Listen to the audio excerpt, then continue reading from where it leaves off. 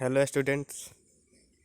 आज से हम लोग यहाँ पर 10th का ऑब्जेक्टिव क्वेश्चन करेंगे, क्योंकि बिहार बोर्ड में अब 100 में से 50 ऑब्जेक्टिव ही बनाना होता है।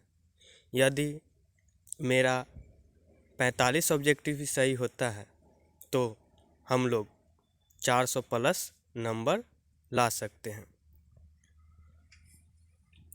आज हम लोग भौतिक के ऑब्जेक्टिव क्वेश्चन लाए हैं। पहला क्वेश्चन है, विद्युत धारा उत्पन्न करने वाली युक्ति को कहते हैं। ऑप्शन ए में है जनित्र, ऑप्शन बी में है एमीटर, ऑप्शन सी में है वोल्टमीटर और ऑप्शन डी में है गैल्वेनोमीटर। तो इसका सही आंसर जनित्र होगा, ए। दूसरा क्वेश्चन है, विद्युत फ्यूज किस पर आधारित होता है। इसका पहला ऑप्शन है विद्युत धारा के चुंबकीय प्रभाव पे, विद्युत धारा के ऊष्मीय प्रभाव पे, विद्युत धारा के रासायनिक प्रभाव पे और डी ऑप्शन है विद्युत धारा के चुंबकीय क्षेत्र पे। तो इसका आंसर होगा विद्युत धारा के ऊष्मीय प्रभाव पे। इसीलिए तो हम कहते हैं कि जिस बल्ब के फिलामेंट का गलनांक अधिक होता है वह जल्दी फ्यूज नहीं होता है। दूसरा क्वेश्चन है, किसी चालक तार से विद्युत धारा प्रवाहित होती है तो गतिशील कण होते हैं। पहला ऑप्शन है इलेक्ट्रॉन, दूसरा ऑप्शन है प्रोटॉन, तीसरा ऑप्शन है न्यूट्रॉन, चौथा ऑप्शन है आयन। तो इसका सही आंसर होगा इलेक्ट्रॉन, क्योंकि जब किसी चालक तार में विद्युत धारा प्रवाहित होती है तो उसमें इलेक्ट्रॉन प्रवाहित होता है। अगला क्वेश्चन है, जीवाश्म ऊर्जा का उदाहरण नहीं है। एक में है कोयला, दो में है बायोगैस, तीन में है पेट्रोलियम और चार में है परमाणु ऊर्जा। तो इसका सही आंसर होगा परमाणु ऊर्जा, क्योंकि कोयला, बायोगैस और पेट्रोलियम जीव जंतुओं को मरने पर जब वो बहुत दिन तक दबे रह जाते हैं तो पेट्रोलियम में बन जाता है। इसी को हम लोग जीवाश्म ऊर्जा कहते हैं या जीव द्रव्यमान ऊर्जा कहते हैं। अगला क्वेश्चन है, पवन विद्युत जनित्र में पवन की चाल कम से कम कितनी होनी चाहिए। तो कम से कम 1.5 किलोमीटर होनी चाहिए। अगला क्वेश्चन है, 100 वाट के बल्ब को 250 वोल्ट के मेन तार से जोड़ दिया जाता है तो बल्ब से प्रवाहित विद्युत धारा का मान क्या होगा। तो इसका पहला ऑप्शन है 0.1 एम्पियर, दूसरा ऑप्शन है 0.4 एम्पियर, तीसरा ऑप्शन है 2.5 एम्पियर, चौथा ऑप्शन है 10 एम्पियर। तो इसका सही आंसर होगा 0.4 एम्पियर। इसको हम पावर के फार्मूला से सॉल्व कर सकते हैं। चलिए अगला क्वेश्चन है, हमारी आँख व्यवहार करती है। इसका पहला ऑप्शन है अवतल लेंस की तरह, दूसरा ऑप्शन है उत्तल लेंस की तरह, तीसरा ऑप्शन है अवतल दर्पण की तरह और चौथा ऑप्शन है उत्तल दर्पण की तरह। तो हम लोग जानते हैं कि हमारी आँख में उत्तल लेंस होता है, इसीलिए हमारी आँख उत्तल लेंस की तरह व्यवहार करता है। इसका सही आंसर होगा बी। अगला क्वेश्चन है, टिंडल प्रभाव प्रकाश की किन परिघटनाओं को प्रदर्शित करता है? यानी कि टिंडल प्रभाव प्रकाश के किस घटना के कारण होता है? तो इसका पहला ऑप्शन है प्रकाश का परावर्तन, दूसरा ऑप्शन है प्रकाश के प्रकीर्णन, तीसरा ऑप्शन है प्रकाश के वर्ण विक्षेपण, चौथा ऑप्शन है प्रकाश के अपवर्तन। तो इसका सही आंसर होगा प्रकाश के प्रकीर्णन।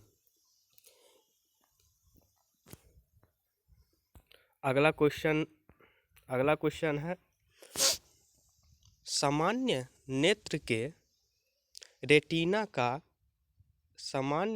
के रेटिना पर प्रतिबिंब बनता है या होता है? तो पहला ऑप्शन है आभासी और सीधा, दूसरा ऑप्शन है वास्तविक और सीधा, तीसरा ऑप्शन है वास्तविक और उल्टा, और चौथा ऑप्शन है आभासी और उल्टा।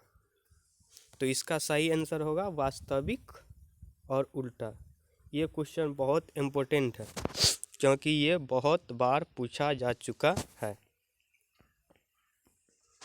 अगला क्वेश्चन है जो नेत्र निकट की वस्तु को साफ साफ नहीं देख पाता उसमें कौन सा दोष होता है?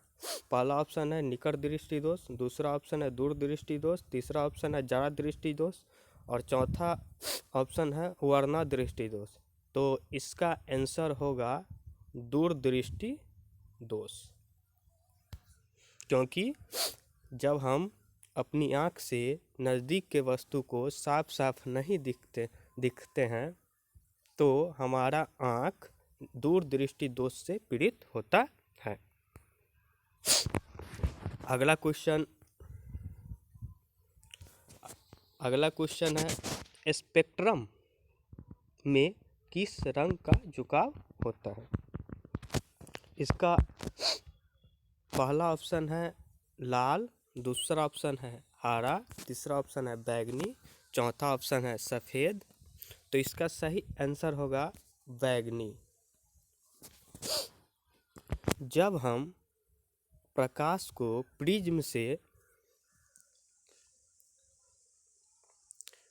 से निकालते हैं तो प्रिज्म के दूसरे साइड पे स्पेक्ट्रम बनता है, उसमें सबसे अधिक झुका हुआ रंग बैगनी होता है। अगला क्वेश्चन है स्पेक्ट्रम प्राप्त करने के लिए किसका उपयोग किया जाता है? तो पहला ऑप्शन है कांच की सिल्ली, दूसरा ऑप्शन है अवतल दर्पण, तीसरा ऑप्शन है प्रिज्म, चौथा ऑप्शन है उत्तल लेंस। तो स्पेक्ट्रम प्राप्त करने के लिए हम हमेशा प्रिज्म का ही उपयोग करते हैं। तो इसका सही आंसर होगा सी प्रिज्म। अगला क्वेश्चन है नेत्र गोलक का व्यास होता है। नेत्र गोलक का व्यास होता है। पहला ऑप्शन है 2.3 सेंटीमीटर, दूसरा ऑप्शन है 2.4 सेंटीमीटर, तीसरा ऑप्शन है 3.3 सेंटीमीटर, चौथा ऑप्शन है 3.4 सेंटीमीटर।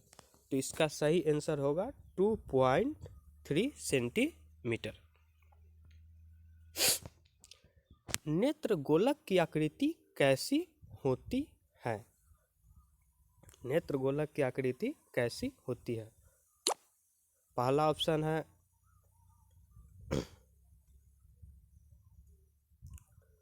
वर्गाकार, दूसरा ऑप्शन है आयताकार, तीसरा ऑप्शन है गोलाकार, और चौथा ऑप्शन है अंडाकार। तो इसका सही ऑप्शन होगा गोलाकार। अगला क्वेश्चन है परितारिका नियंत्रण करती है, अर्थात परितारिका किसको नियंत्रित करती है? तो इसका पहला ऑप्शन है नेत्र के आकार को, दूसरा ऑप्शन है पुतली के आकार को, तीसरा ऑप्शन है रेटिना के आकार को, चौथा ऑप्शन है कॉर्निया के आकार को।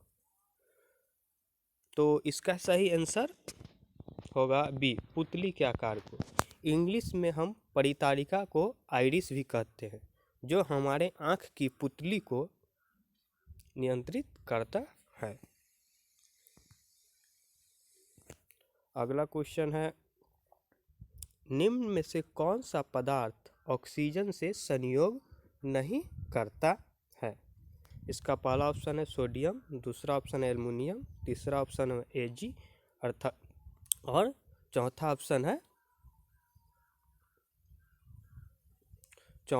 ऑप्शन है जिंक। तो इसका सही आंसर होगा Ag।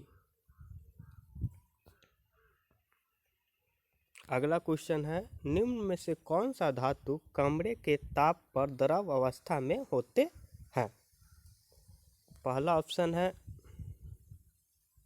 ब्रोमीन, दूसरा ऑप्शन है कैल्शियम, तीसरा ऑप्शन है सोडियम और चौथा ऑप्शन है क्लोरीन। तो इसका सही आंसर होगा ब्रोमीन, क्योंकि ये ही एक ऐसा धातु है जो कमरे के ताप पर द्रव अवस्था में पाया जाता है। ये भी क्वेश्चन बहुत इम्पोर्टेंट है। अगला क्वेश्चन है, सीसा और टीन के मिश्र धातु को कहते हैं। सीसा और टीन के मिश्र धातु को कहते हैं। पहला ऑप्शन है सोल्डर, दूसरा ऑप्शन है स्टील और तीसरा ऑप्शन है गन मेटल और चौथा ऑप्शन है उपधातु। तो इसका सही आंसर होगा सोल्डर। सीसा और टिन के मिश्र धातु को हम लोग सोल्डर कहते हैं। चलिए अगला क्वेश्चन देखते हैं, निम्न में से सबसे अधिक क्रियाशील है। निम्न में से सबसे अधिक क्रियाशील है। तो इसका पहला ऑप्शन है कैल्शियम, दूसरा ऑप्शन है Hg और तीसरा ऑप्शन है Au, चौथा ऑप्शन है Ag। तो इसका सही आंसर होगा कैल्शियम। सबसे अधिक क्रियाशील कैल्शियम होता है। चलिए अगला क्वेश्चन देखते हैं, धातु ऑक्साइड सामान्यतः होते हैं। धातु ऑक्साइड सामान्यतः होते हैं। एक में अम्लीय, दो में क्षारीय और तीन में उभयधर्मी, चार में उदासीन। तो इसका सही ऑप्शन होगा क्षारीय, क्योंकि धातु के ऑक्साइड सामान्यतः क्षारीय होते हैं। आज के लिए इतना ही रखते हैं, अब अगले दिन कंटिन्यू करेंगे। Thank you.